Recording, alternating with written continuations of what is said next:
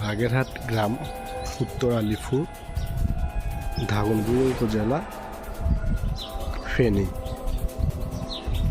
শ্বশুরবাড়ি। তো একটা ব্লগ করতেছি গ্রামের প্রাকৃতিক মনোরম পরিবেশ, এই আর কি। এই যে এগুলো হচ্ছে পাট শাক,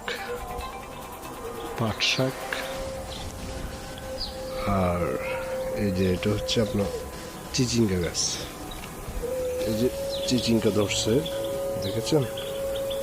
চিচিঙ্গা গাছ। তো অনেকদিন পর ঢাকার কোলাহল মুক্ত পরিবেশ পেয়ে খুব ভালো লাগতেছে। এই যে এটা হচ্ছে অটোরিকশা, আর এই যে আম ধরেছে, পাকা আম খেতে অনেক মজা।